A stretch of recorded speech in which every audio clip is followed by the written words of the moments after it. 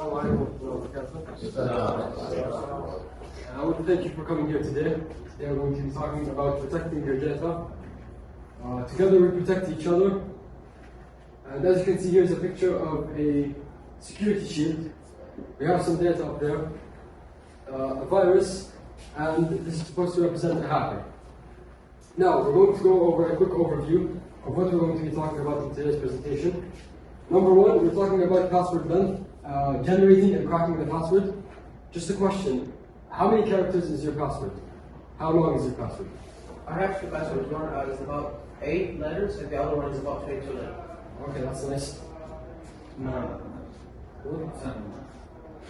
What? 9. Anyone else? About 14. About 14, okay, that's bad. That's good. We're going to be talking about generating it, okay, and why is it important to generate long passwords, and how do hackers crack. We're also going to be talking about the email account protection and keeping it exclusive. So, how many email accounts do you have? Two. Around 4. 3. 3. Okay, not bad. Is there a reason you have 2, 4, 3? In case of hacking, or I need another account to transfer data. Okay, that's good. Phishing. This is a different kind of phishing. It's phishing. And we're going to be talking about that in detail. But does anyone know what phishing is? I think so. It's about like when somebody like trying to steal your data. Close. Anyone else? They send you an email to make you click on a link. Bingo. Exactly. That's correct. We're going to be talking about it and how to figure out if it's a phishing email or it's real. Surfing the internet with a trusted browser. We're going to talk about trust. What browser do you guys use? Chrome. Microsoft Edge. Opera GX. Opera GX. Firefox. Chrome. Okay, not that. All of these are trusted browsers, of course, and we're going to talk about why you need a trusted browser. Using two-factor authentication methods. Who knows what two-factor authentication methods are? When you make an account and like sign to it, it will ask you for a code. That code will send to your email. That's correct. That's nice. Same. Notifications on alert. We're going to talk about why is it important to have your notifications on. Protecting personal information online, and we're going to talk about security danger. What are information that you can post and what should you keep private? We're talking about passwords now. What you should include in your password. Does anyone have something? Something that you shouldn't include. My age. Your age, that's correct. Simple words like Simple words, that's also right. Name. Your name, alright. So, you have 3 things here. Your name, your age, and your date of birth. These are just examples. What you said is also correct. Why? Does anyone know why? they could be cracked easily, or they could steal your information. That's correct. Anyone else? Alright, so this is a picture of my profile on Facebook. By looking at my profile, figure out the following. Just by looking here, what do you think my name is? I have the green, just right here. So if someone wanted to hack my account and it had my name, my password had my name, they would easily figure that out. Set out the green. My age. As you can see here in my bio, it says 15th of August 2005. 2005, 2022, 17 years old. And the date of birth is written right here, it's clear. And it's 15/8/2005. So if my password had this information, my name, my age, and my date of birth, it could be easily hacked. Now, how? Okay. One second.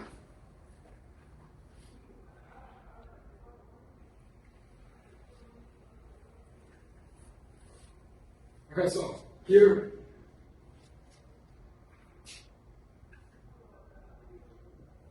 this one might be a little bit different because there's lots of numbers here. So give it a second. Okay, so 0224. These are 4 numbers that I use in my password.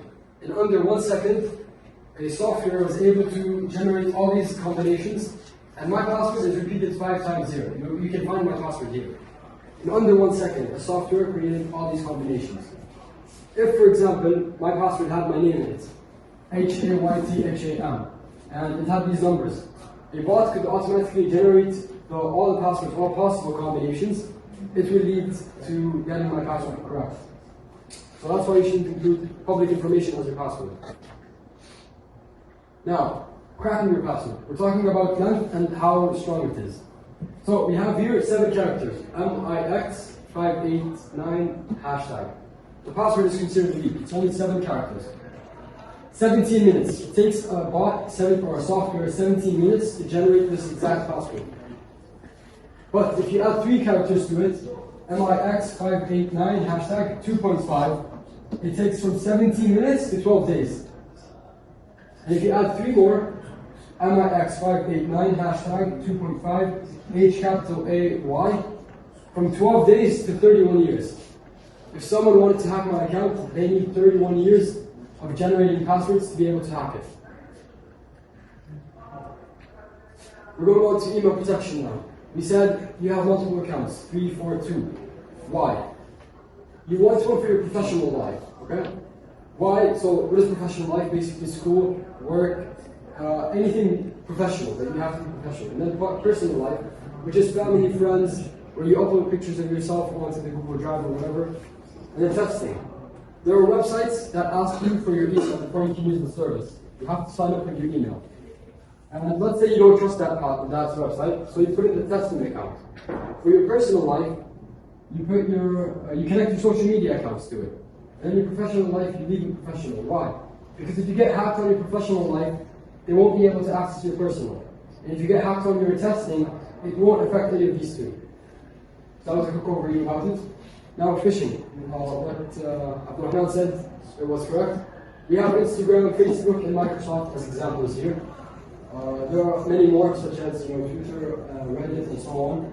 All public companies. But what happens when someone manipulates and says that they're from Instagram, or someone manipulates and says that they're from Facebook, and that someone is from Microsoft? They might send you an email. Usually Instagram would send you an email telling you that someone has hacked into your account and you need to change it, or there's some sort of unusual activity. What if someone says that and it's not actually Instagram? Here we have phishing examples from banks, from a bank. There are ways to indicate that this is a phishing account. As you can see from the account, the address, it's not professional. It's account.securitybank@gmail.com. Usually companies, they have their own app. It's at Instagram.com, support at Instagram. Twitter, they have their own address. So it's not at Gmail. Anyone can make a Gmail account. I can make one that says Instagram support at gmail.com. But I'm not really from Instagram. Moving on, other indicators such as bad grammar. You have here, you are required to update. It's wrong. You're required to update. So these are things that kind of point out that they're phishing emails. Another one here, links. It says www.security.banks.net/info. If you hover over the link, it sends you to another link. It sends you to www.malware.com/hack.php. So this is a wrong link. It sends you to a wrong website, which is probably going to hack you. And they also give you a file that ends with exe. Does anyone know what exe means? Execute. Execute, that's correct. Execute means to start or to operate. So privacy.pdf.exe. It's ending with exe. That means this program or this file is a program that you can start it. It's software. Who knows? It might be something to shut down your system or to take information away from you. This is another example. There's a fake logo, and then there's a warning message. They're trying to scare you. They play with your emotions. When you feel scared, you're more likely to act on your emotions. That's why they keep scaring you and telling you you need to log in as soon as possible. Or like this one here, there's a sense of urgency, action required. They're telling you you have to, and then here they're scaring you. Information immediately to prevent account termination. They're making you feel scared, and therefore you're going to act on those emotions. Same thing here. You have warning message, and then you have fake links. Log in. If you hover over it, it's not going to be the exact website. So, for example, if PayPal sends me an account, an email saying that someone logged into my account. If I don't trust this account, this email, I can go to my trusted browser and type in www.paypal.com and I'll log in through there to the public website. But this one, you're not sure if it's the real website. Therefore, you shouldn't click links. You shouldn't click on links. This is the third example. As you can see, this support link, it says it's going to send you to the support page, but it's here, https:/uwec.edu. It's weird, it's random, it's probably not the support website. There's a scare tactic, which is too urgent. You're going to deactivate your account, similar to the first one. They're scaring you. There's also, it's not personalized here. Email member update.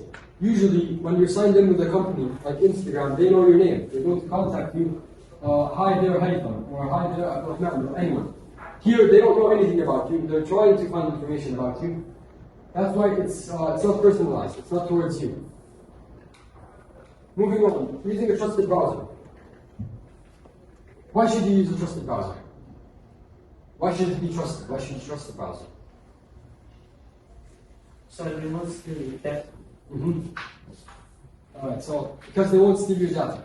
To protect your information. Protect your information, that's good. When you use a browser, for example, like we said, Chrome, Safari, Firefox, Microsoft Edge, and so on, when you sign into accounts, they're going to take your password. When you sign into banks, they're going to take your email account and your password, they're taking your bank information. If you sign into a browser that's not trusted, they're probably going to steal your information. They know your account, they know your password, they can change it, and they can steal your money. So it saves your information. That's why you need to get a trusted browser. It saves your searches. It knows things about you. Every time you search something, it knows about you. So this is an example of a trusted browser.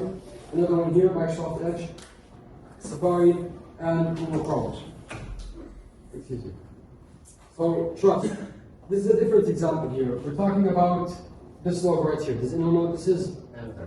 Amazon. Everyone knows it. Everyone uses it. Why does everyone use it? Because we trust Amazon. So when you log into Amazon, they're going to ask you for your banking information. You know, whatever bank you use, you need to put in a credit card or debit card information to be able to buy things. If Amazon decides to steal your money and steal your account, no one's going to trust it. And that's why it's important to have trust between you and your customers. Therefore, they're not going to steal your account because it's not worth the risk. Moving on, using two-factor authentication. So, we said a couple of people know how to use two-factor authentication. You said that? Okay. What do you use it on? I use it on like Google. No. Okay. Anyone else? So, two-factor authentication is basically when you connect your account to a phone number or an app on the phone, such as Google Authentication. Every 30 seconds, the code changes. So let's say I try to log into my PayPal account. I'm going to type in my email and the password, it's correct. They're going to send me to another page, and it's going to be a 6-digit code that I get on my phone. Every 30 seconds, it changes. If someone wanted to hack, they needed that 6-digit code that changes every 30 seconds. So it's really hard for them to get it. So use it on important things such as your bank accounts, or for example, famous people today they get hacked a lot. That's why they use two-factor authentication, and they get a code sent to their phone. It gives you a secret code every 30 seconds, and it's only connected to one phone. So there's no way that a hacker might be able to access that app or that phone and actually get the 30-second code. So here's an example. Let's say this is the email account to my PayPal. So it's demo@logmein.com, and the website here is PayPal. If I try to log in, they're going to ask for this code. Every 30 seconds, the code changes, even when you don't use the phone. So that's nice about it. And you can add as many accounts as you want. Today, a lot of the websites today actually allow you to add a two-factor authentication method to it. Moving on. Okay, let's talk about authentication. For example, someone decided to access my account from India, somewhere that I'm not usually there. I don't use my phone. I'm living inside India, and I use my phone from here. If someone logs in from India, it's weird, it's suspicious. They're going to send me an SMS message or an email. That's why it's important to have your account, your notifications on. Because if they send me an email and the notification is muted, I'm not going to be able to actually access the account or change the password or do something to secure my account more. So keep your notification on. That's really important. A lot of people today who use banks, especially when you use the card, you get a message that's every time you use money on the card, you get a message on your phone. If your phone wasn't, if the notification wasn't on, someone can use the card, buy whatever they want, and you wouldn't know. Personal information. Now here we're getting to the end. What is an example of personal information? Your name, your age. Anything else? Debit card. Anyone else? Alright, so, like you said, your name, your age, your date of birth, also your location, your birthplace, your family members. Why? You might ask the question.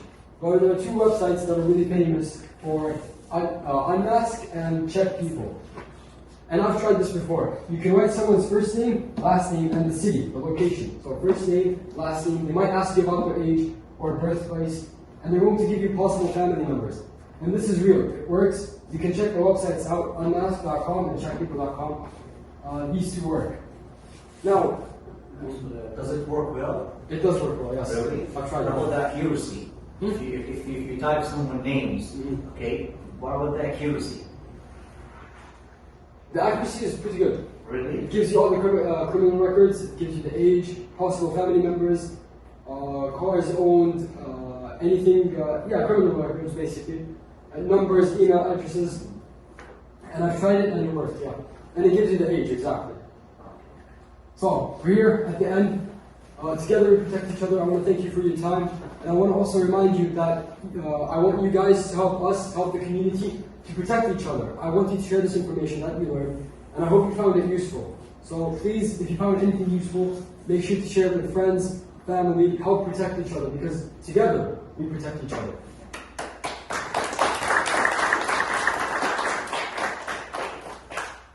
Thank you for your time. If you have anything you want to ask about, you can. Go ahead, any questions? I saw some people writing. Anyone? It's okay to ask, guys. Go ahead, any Make questions? it an open discussion, it's okay. Anything is well prepared, mashallah. Thank you. If I had an application, if I made a verified application and I lost my email, how do I get it back? Well, you can connect your email to a authenticator app, or your phone number, or another email. So like you said, if you lose data, you have multiple emails connected to each other. You can add that email as a password saver, for example. If you forget it, it's going to send you an email. Like me, I have 3 emails. I used to use one just for passwords. So all my main emails are connected to that one email. In case if I forget the password, I'll ask them to send me an email on that other email, and I can reset the password from there. Or on your phone, it also works. Anyone else? Thank you guys so much. I appreciate Mr. Saad and Mr. Ammar. Thank you for being here. It was all great. Thank you. Really appreciate it. Thank you.